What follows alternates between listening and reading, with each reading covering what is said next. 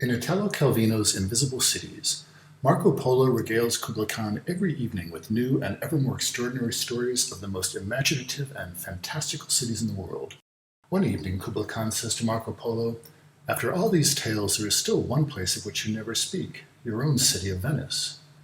Marco Polo responds, "But in fact, every time I have depicted a new city, I have actually been describing Venice." The moral of the tale is that the cities in which we live are in fact composed of a myriad of extraordinary and magical places, but we only recognize them if we open up both our imaginations and our hearts to the extraordinary wonders that they hold within. So let me now tell you a tale of 9 invisible cities of Wellington.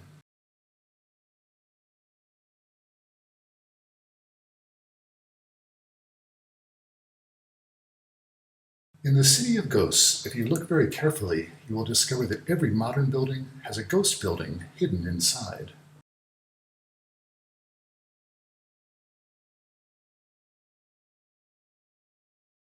These ghost buildings are the original heritage architecture that once defined the city, before the age of demolition.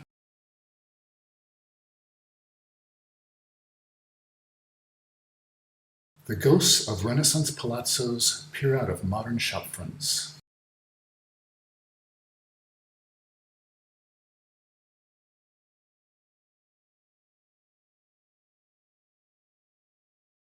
The ghosts of grand villas gaze secretly at the new city from inside a modern performance center.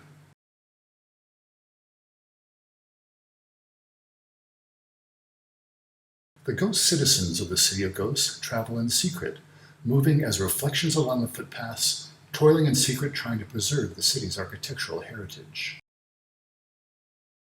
In the City of Cloth, the buildings all dress in colorful fabrics. The buildings compete with one another to be the most beautiful, dressing in crimson red, cadmium orange, and golden yellow. A building not dressed in fabric is considered naked and unseemly. It is dressed as quickly as possible in fabric best suited to its occupation. When a building is newborn, it is dressed in snowy white. In the City of Masks, there are no buildings, only facades. Each facade is a mask pretending to be a work of heritage architecture. The authorities have taken away the real architecture, leaving only the shell.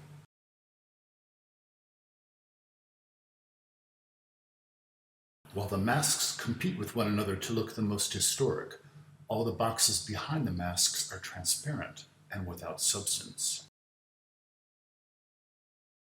These empty boxes eventually outgrow the heritage masks, leaving them trapped on the ground, while the boxes behind grow ever taller.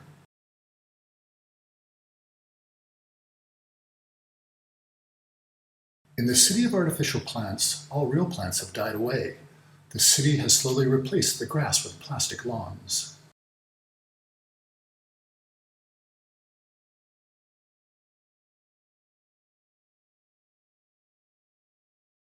Even the trees are made of metal. The branches of the dead trees reach out longingly to the metal branches, hoping to find life again.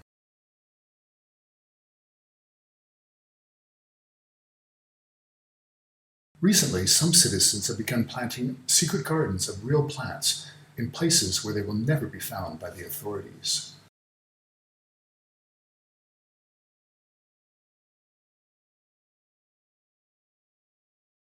In the City of Sticks, the buildings have no facades at all, only layers upon layers of sticks holding them together. As the sticks become denser, the original heritage building inside eventually dies and fades away. The sticks remain and become the new building, reminding us where a work of architecture once stood. Broken fragments of the original heritage architecture can sometimes still be found scattered on the pavement. Some of the original heritage buildings go to extreme lengths to disguise themselves, hoping the sticks will not discover them.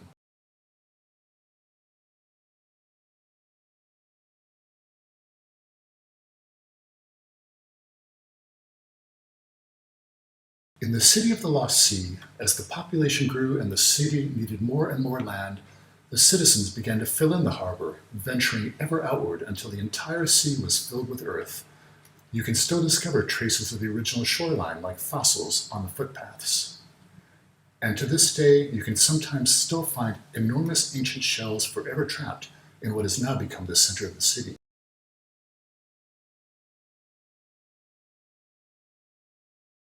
In the city of mistaken identity, no building is what it seems. If you visit a bank, you may find yourself in a restaurant.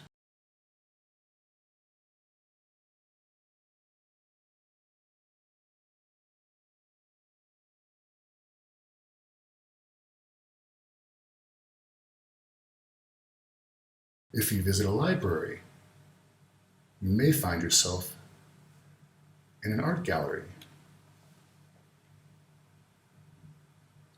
If you visit a palace, you may find yourself in a backpacker's hotel.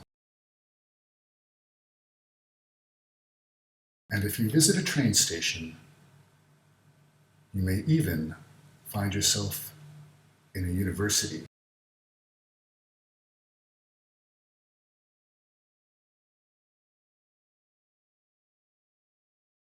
In the city of Tanifa, supernatural creatures rule the city. They inhabit the roofs and the cornices. They live on high pillars. They live inside shop windows.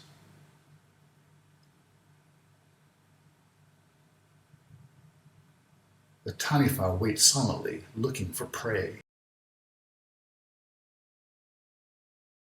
The largest Tanifa sometimes use the smaller ones as servants. The fiercest Tanifa have streets named after them.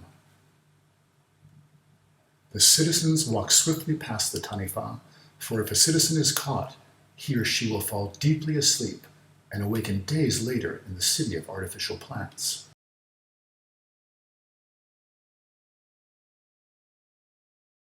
In the city of two horizons, all the people live on a lower horizon beneath the true horizon above.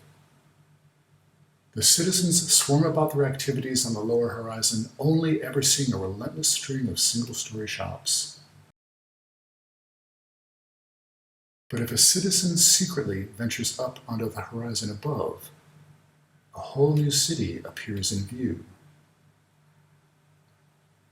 The upper horizon is filled with real heritage architecture, all open to the sky and illuminated by sunlight.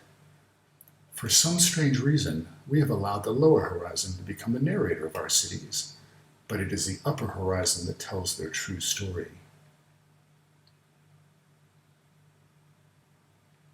The heritage architecture on the upper horizon of the city of two horizons is forever hidden from sight, and yet this upper horizon is filled with architecture representing every period of time and every style and scale.